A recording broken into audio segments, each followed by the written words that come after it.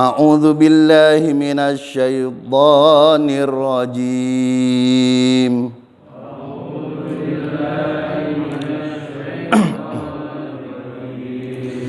Bismillahirrahmanirrahim.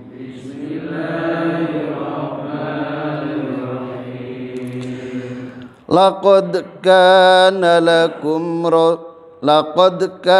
lakum fi Rasulillahi uswatun hasanah.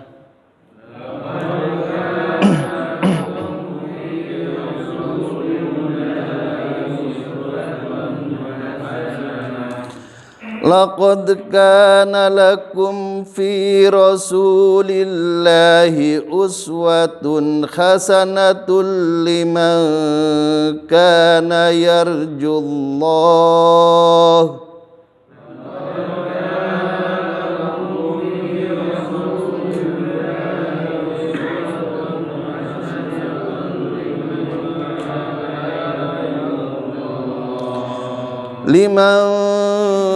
kana yarjullaha wal yawmal akhir wa dzakarallaha katsira.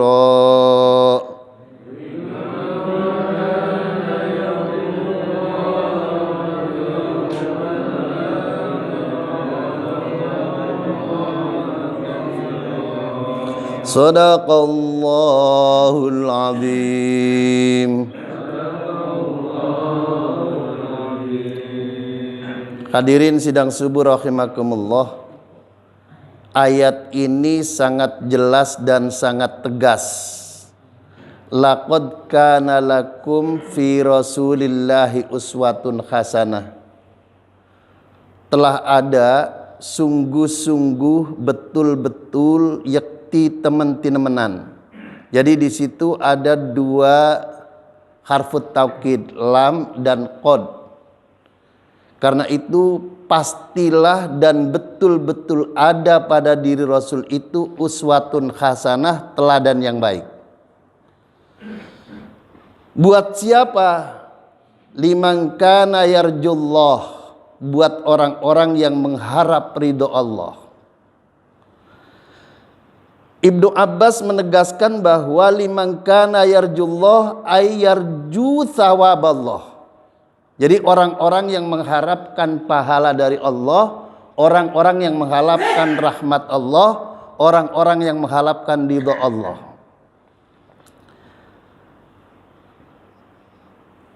Syekh Al-Muqatil menegaskan yakhsyallah artinya orang yang takut kepada Allah. Wal yaumal akhira, dan orang yang takut, yang khawatir nanti di akhirat nanti. Yakhsha yaumal ba'tsil ladzi fihi jazaa'al a'mal. Jadi kalau orang itu khawatir nanti di akhirat itu khawatir tidak selamat, insya Allah di dunia tingkah lakunya baik. Amin. Amin ya rabbal alamin. Wa dzakarallaha katsira, dan akan menyebut Allah sebanyak-banyaknya. Fi jami'il mawatini ala sarra'i wad dharra'i, baik dalam keadaan susah maupun dalam keadaan senang. Hadirin kaum muslimin rahimakumullah. Ayat ini menunjukkan bahwa Rasul itu contoh teladan yang baik dalam segala hal. Semua aspek kehidupan manusia itu ada pada diri Rasul. Dari mana taunya? Kata uswatun hasanah itu isimnya nakirah. Kalau bahasa Inggris apa itu yang bentuknya umum itu? Indefinite ya. Nah, kalau di situ nggak ada alif lam, al-ma'rifat itu tertentu. Kalau uswatun hasanah di sini tidak ada alif lamnya, sehingga contoh teladan yang baik bagi seluruh aspek kehidupan manusia. Apapun itu ada pada diri Rasul. Karena itu dalam kajian Sirah Nabawi ini, ketika Rasul Shallallahu Alaihi Wasallam itu kehabisan bekal, ini juga menjadi contoh. Jadi ketika Rasul Shallallahu Alaihi Wasallam kehabisan bekal, biiznillah kehabisan bekalnya itu pas dekat dengan tempatnya Ummu Ma'bad Al-Khuzaiyah. Jadi kalau ada orang yang sering kadang ban motornya kempes, pas kebetulan dekat bengkel, dekat tambal ban. Nah, itu biiznillah. Coba kalau 3 kilometer menuntun. Nah, itu. Biasanya orang-orang yang pas kempes bannya itu ketahuannya tidak jauh 2, 3 atau 10 meter itu bengkel, biasanya tergantung amalnya ini. Nah, apa yang habis bekalnya diceritakan dalam kitab Ibnu Hisham, lahmun walabanun yashtarunaha, daging dan susu yang habis itu. Jadi kalau dalam perjalanan jauh dari Mekah ke Madinah yang ratusan kilometer, kurang lebih 450 kilometer, itu naik onta dengan terik matahari yang panas untuk menyelamatkan keimanan, menyelamatkan umat, maka pas kebetulan habis bekalnya, pas di situ dekat dengan kedainya Ummu Ma'bad. Ketika Rasul akan membeli, falam tajidu indaha syai'an min dzalik, tidak didapati apa yang dimaksud akan dibeli itu. Lahmun walabanun, kehabisan. Ini sudah ditoncokkan, namun karena nanti akan ada kaitannya, maka ini mesti dikaitkan lagi. Sebab kalau tidak, nanti bisa dipotong-potong ini. Berbahaya kalau ma hadhihi syatu ya Ummu Ma'bad. Pas kebetulan Rasul itu dijawab bahwa tidak ada yang bisa dibeli oleh Rasul. Rasul melihat di samping kedai, di samping warung, di samping rumah itu ada seekor kambing yang ada di kandang sendiri. Maka Rasul mengatakan, ma hadhihi syatu ya Ummi Ma'bad. Ini kambing ini kenapa kok di kandang sendirian? Faqalat, maka kemudian Ummu Ma'bad menjawab, syatu khallafaha jahdu anil ghanam. Ini kambing, Tuan, dia nggak ngerti bahwa yang datang itu Rasul, yang mau membeli itu Rasul, dia nggak ngerti. Jadi ini kambing itu kenapa di kandang sendirian? Karena kalau digembalakan bersama temannya itu ketinggalan jauh. Kalau kambing, ini banyak nggak yang pernah menggembala kambing nih? Saya alhamdulillah waktu kecil menggembala kambing. Jadi kalau kambing itu kemudian ada puluhan atau ada ratusan apalagi ribuan, ini ketinggalan, kan susah kan itu, bikin repot yang menggembala. Hadirin rahimakumullah. Maka kemudian Rasul bertanya, itu kambing sakit, tapi Rasul bertanya, fahal biha min labanin au hal biha min labanin. Apakah kambing ini bisa diperah? Apakah kambing ini masih bisa mengeluarkan susu? Qalat Ummu Ma'bad menjawab, ajhadu min dzalik. Tidak mungkin mengeluarkan susu. Kemudian Nabi mengatakan, ya Ummu Ma'bad, ata'zanina li an akhlibaha. Bolehkah engkau atau bisakah engkau mengizinkan aku untuk memerah susunya? Kata Ummi Ma'bad zaman itu, bi abi anta wa ummi, ini dialek saja. In ra'aita biha halban fahlibha. Jika engkau memang melihat pada kambing itu ada susunya, jika engkau melihat pada kambing itu bisa diperah, fahlibha, maka silahkan diperah. In kana biha halban fahlibha. Jika kambing itu bisa mengeluarkan susu, maka silahkan diperah. Hadirin rahimakumullah. Lalu kemudian, karena Rasul tahu bahwa kambing itu tidak mungkin bisa mengeluarkan susu, maka kemudian fada'a bisyati fa'taqolaha wa masaha dor'aha. Jadi dalam kitab yang lain Rasul berdoa, famasaha wa dzakara hasmallah, dengan mengusap kambingnya dengan membaca bismillah. Habis diusap kambingnya baca bismillah. Wa masaha dur'aha wa dzakar ismallah, lalu diusap susunya. Jadi susu kambing itu diusap dengan membaca bismillah. Nah, setelah Rasul berdoa, maka kemudian orang itu, kambing itu, tiba-tiba kambing itu susunya membesar.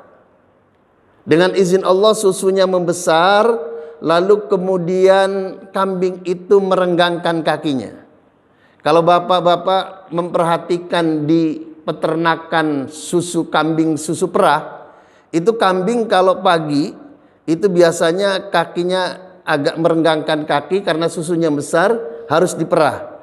Maka kemudian Rasul itu dengan izin Allah memerah susunya. Maka kemudian hadirin rahimakumullah, ini kita singkat, setelah susu itu diperah, hatta mala'aha wasaqal qaum. Jadi setelah susu itu diperah, yang pertama wa arsalahu ilaiha fasaqoha. Jadi setelah susu itu diperah, dimasukkan ke dalam wadah, maka kemudian Rasul meminta Ummu Ma'bad yang minum yang pertama. Padahal Rasul itu dari perjalanan jauh. Orang haus, dia memang yang meminta, mau membeli tidak ada, tapi begitu merah yang dikasih Ummu Ma'bad. Wasaqo ashabihi, maka kemudian yang setelah perah lagi, lalu yang dikasih itu Abu Bakar bin Siddiq. Orang yang di bawahnya Rasul, orang yang dalam naungan Rasul. Lalu kemudian Amir bin Fuhairah, maula Rasul, pembantunya Abu Bakar didulukan. Lalu begitu setelah itu baru Abdullah bin Uraikid. Lalu kemudian Abdullah bin Uraikid, yaitu Abdullah bin Uraikid itu adalah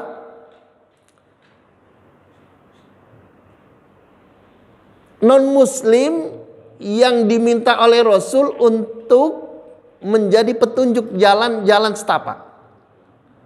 Jadi ini menunjukkan bahwa kita boleh meminta ilmu, boleh belajar ilmu kepada non-muslim manakala ilmu itu kita perlukan.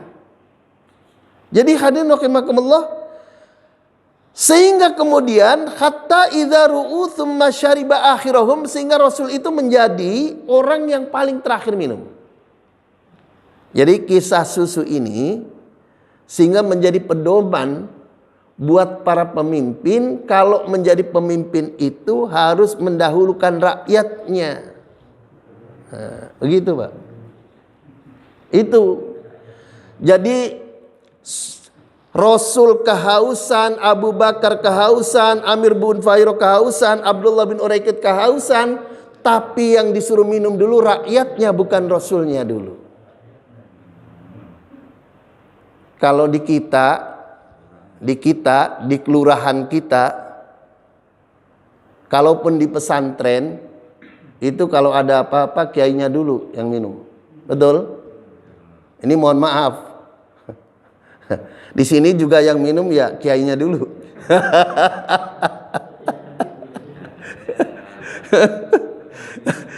Tetapi itu babnya bab lain memang. Jadi artinya apa? Susu kambing. Hadirin rahimakumullah, berkaitan dengan pemimpin, ini penting menjadi contoh. Jadi perjalanan Rasul dari Mekah ke Madinah pun mengandung dan banyak makna yang bisa kita gali tentang kepemimpinan. Hadirin rahimakumullah, di dalam sebuah kitab Al-Faruq Umar bin Khattab Tsaniyal Khulafa'ur Rasyidin.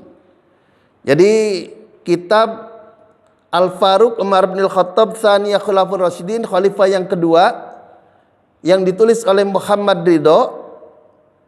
Di sana di halaman 48 ada kata-kata mutiara yang diungkapkan oleh Umar bin Khattab. Jadi suatu hari Umar bin Khattab itu sebagai pemimpin, sebagai khalifah. Jadi kalau zaman sekarang itu kepala negara lah.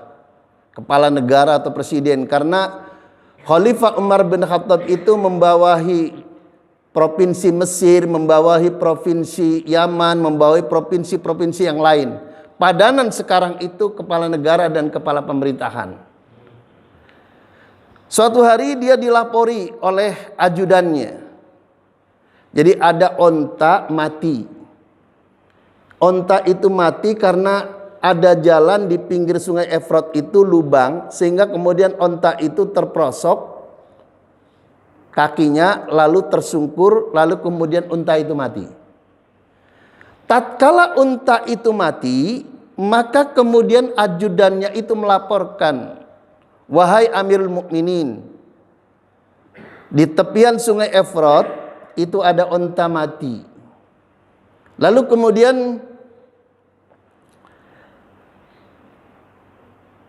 Khalifah Umar bin Khattab itu kemudian menerima laporan itu, menangis. Ajudannya itu bingung. Dilapori onta mati, menangis. Lalu kemudian ajudannya bingung, lalu kemudian mempertegas, bahasa kitanya mengklarifikasi, wahai Amirul Mukminin, yang mati itu onta, bukan manusia. Lalu kemudian Amirul Mukminin sebagai khalifah berkata, la khasyitu an yas'alani Allahu anhu, aku khawatir tentang matinya onta itu, aku di akhirat nanti itu dimintai pertanggungjawaban. Hadirin rahimakumullah, lau mata jamalun doya'un ala syatil furat la khasyitu an yas'alani Allahu anhu. Jadi tatkala ada seekor unta yang mati, aku khawatir nanti di akhirat aku dimintai pertanggungjawaban tentang matinya unta karena terprosok di jalan. Apa yang dikhawatirkan oleh Umar bin Khattab itu? Lima lam tasluh lahat tariqo ya Umar. Umar, kenapa engkau tidak memperbaiki jalan itu, jalan yang berlubang itu engkau tidak perbaiki? Lima lam tasluh lahat at-tariqo ya Umar. Lima lam tasluh lahat tariqo ya Umar. Kenapa engkau tidak perbaiki jalan yang berlubang itu wahai Umar? Itu takut di akhirat itu nanti diminta pertanggungjawaban begitu. Unta yang mati. Jadi pemimpin itu begitu, Pak.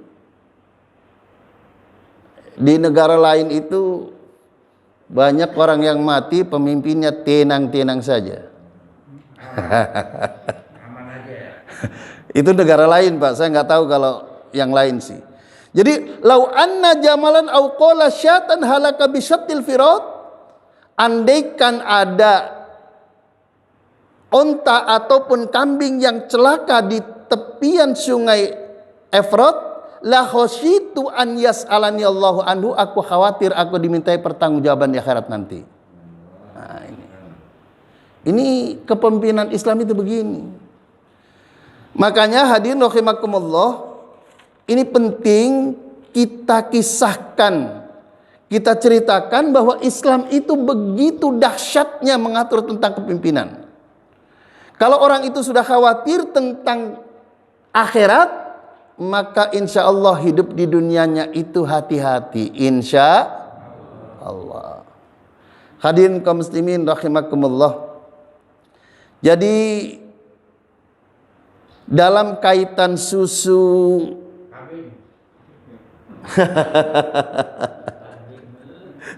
dalam kaitan susu, lalu dalam kaitan Umar bin Khattab menjadi pemimpin, lalu dalam kaitan ini kita bisa ambil hikmah tentang kepemimpinan. Hadirin kaum muslimin rahimakumullah. Nah,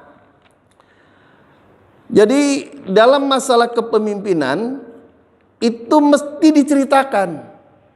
kisah-kisah tentang keadilan, kisah-kisah tentang kejujuran, kisah-kisah tentang apa yang berkaitan dengan pertanggungjawaban pemimpin, itu diperintahkan oleh Al-Quran, faksusil qososo la'allakum yatafakkarun, ceritakanlah kisah-kisah tersebut agar orang-orang itu pada berpikir. Hadirin kaum muslimin rahimakumullah. Jadi karena itu di dalam Islam itu ada paling tidak ada 5 hal. Itu ad-daruratul khams. Ada 5 hal pokok yang minimal kalau orang itu menjadi pemimpin, ada 5 hal pokok. Yang pertama, hifdun nafs, menjaga jiwa.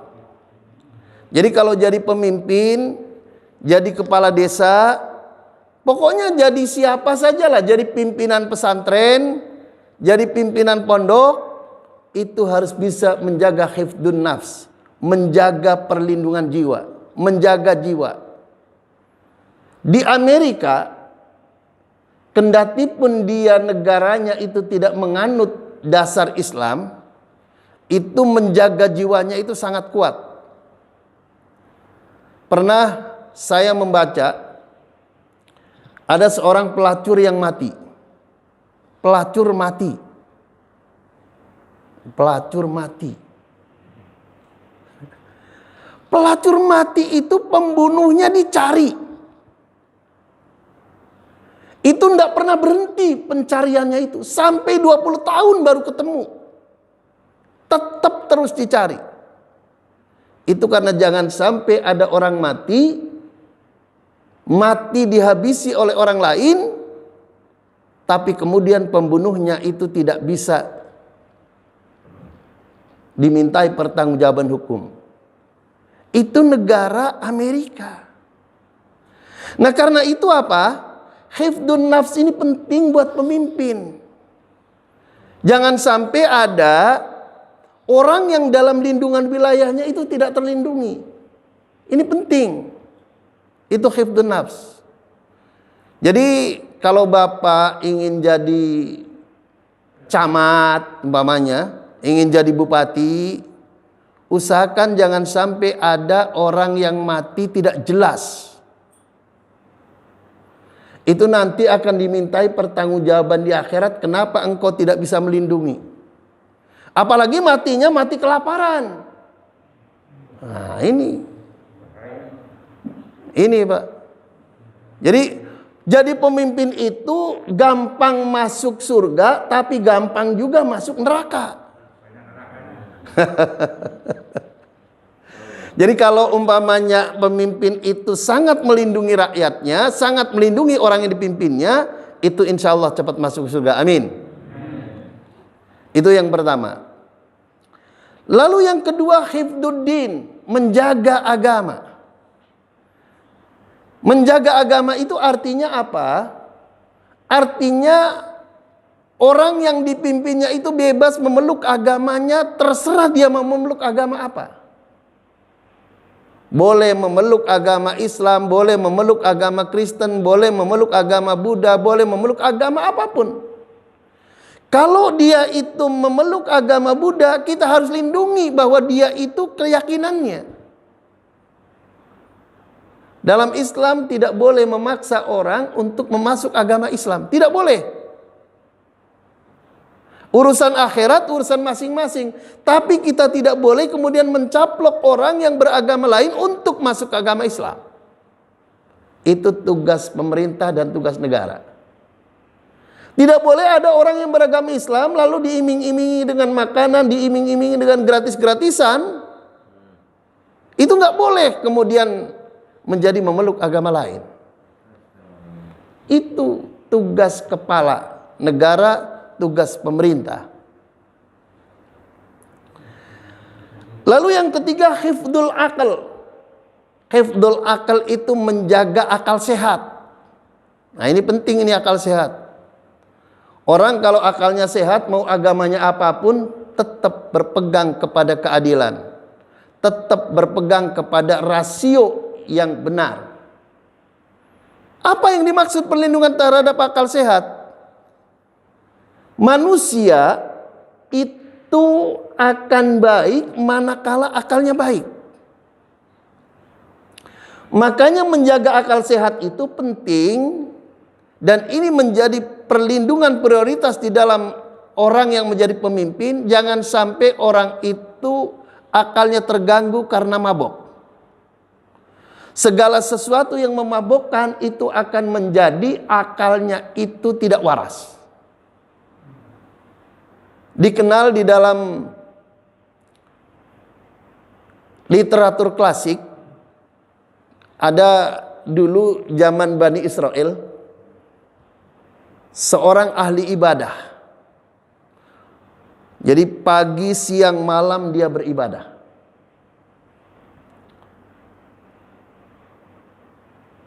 Pagi, siang, malam dia beribadah, sehingga kemudian dia itu tidak bisa diganggu dan tidak bisa digoda. Suatu hari dia didatangi, dia ditawari untuk membunuh, berzina, sama minum minuman keras. Nah, dia pikir kalau membunuh ini dosanya besar. Dia nggak mau. Lalu dia berpikir, berzina juga dosanya besar, nggak mau. Udahlah, iseng-iseng mabok saja. Iseng-iseng mabok saja. Ternyata setelah mabok berzina, setelah berzina membunuh. Nah ini, jadi hati-hati Pak. Jadi anak muda atau bapak-bapak atau siapapun, kalau diajak teman, diajak kawan ke tempat-tempat remang-remang, ke tempat-tempat prostitusi, udah kamu kan orang baik, udahlah pokoknya temenin kita lah, nggak usah kamu main perempuan, nggak usah lah, udah kamu ini aja, minum-minum aja. Jangan lupa setelah mabok nanti bakal berzina itu. Karena ini yang disebut hifdzul aql. Hifdzul aql itu apa lagi? Segala sesuatu yang memabukkan seperti narkoba. Ini narkoba ini yang diserang itu akal, Pak. Jadi narkoba itu yang dirusak itu akal. Yang dirusak itu akal. Akalnya yang dirusak, maka itu nanti orang itu menjadi sudah tidak berpikir lagi apa dosa, apa tidak dosa, apa halal, apa haram, itu nggak berpikir lagi. Makanya orang-orang yang pemabok itu biasanya nggak mikirin halal, nggak mikirin haram. Bahkan kemudian zaman sekarang masih mikir yang halal, yang haram aja susah, apalagi yang halal. Nah ini, itu mengenai hifdzul aql. Lalu kemudian hifdzun nasl, yang keempat itu hifdzun nasl, menjaga asal usul keturunan. Jadi jangan sampai ada orang itu asal usul keturunannya tidak jelas. Ini tugas negara. Maksudnya apa? Jangan sampai ada seorang wanita yang kemudian dia hamil, lalu kemudian tidak jelas siapa bapaknya. Ini tugas negara.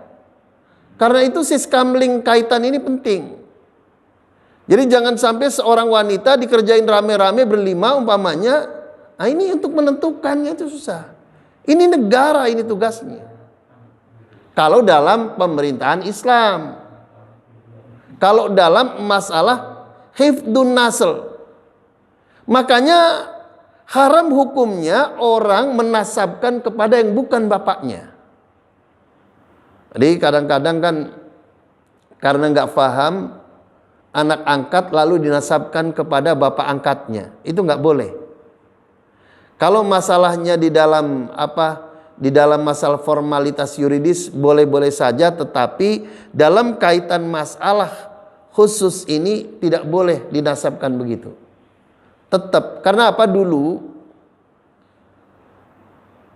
waktu Nabi mengangkat anak Zaid, jadi ketika kecil Zaid itu diangkat anak oleh Nabi. Ini kalau Nabi berbuat begini bukan berarti Nabi itu tidak ngerti, tapi untuk menjadi contoh di kemudian hari setelah wafatnya Nabi. Lalu kemudian karena Zaid itu ikut Nabi di rumahnya Nabi dalam kehidupan Nabi, lalu kemudian Zaid bin Muhammad.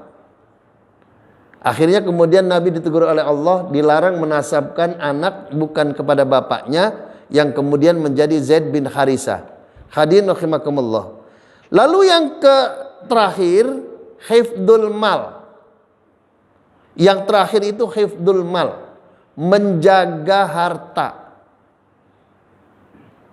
Jadi menjaga harta ini salah satu tugas pemimpin. Jadi jangan sampai ada harta orang itu ditipu orang. Jangan sampai harta orang itu dimaling orang. Jangan sampai ada harta orang berpindah ke tangan orang tanpa hak. Jadi tugas-tugas memberantas mafia, tugas-tugas memberantas gerombolan yang kemudian mencuri hak orang lain, mencuri harta orang lain, menghabisi orang lain, ini adalah tugas daripada pemerintah.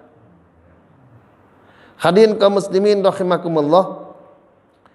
Jadi Umar bin Khattab di dalam tarikh dijelaskan. Jadi Umar bin Khattab itu kalau jam 1, jam 2 itu keluar bersama ajudannya inspeksi, melihat-lihat keadaan kota Madinah. Suatu hari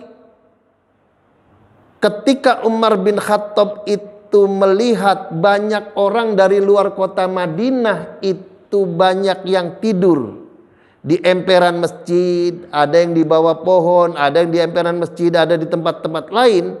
Melihat banyak orang yang dari luar kota itu kelihatan dari kendaraan ontanya, kelihatan dari kendaraan kudanya, kelihatan bahwa mereka itu bukan orang penduduk Madinah.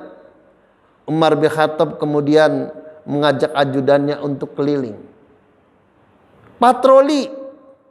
Jangan sampai terjadi tamu-tamu yang di luar kota itu ada yang mengambil atau mencuri barangnya ketika yang bersangkutan itu kelelahan tidur.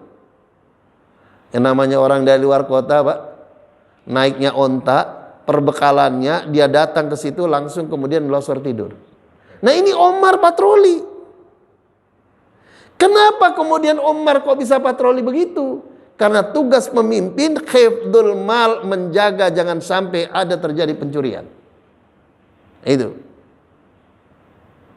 Jadi tugas security itu mulia, menjaga harta orang lain. Tapi dalam sebuah syair disebutkan bahwa bagaimana jika yang berbuatnya itu adalah orang yang menjaganya. Jadi begini, dalam syair itu diceritakan seorang penggembala kambing itu bertugas, salah satunya di samping menggembala adalah menjaga agar kambing itu tidak dimakan serigala. Jadi tugas penggembala adalah menggembalakan kambing dan juga menjaga agar kambing-kambing itu tidak dimakan serigala, terlebih-lebih anak kambing. Dalam syair itu kemudian, bagaimana kalau yang menjadi serigala itu si penggembalanya?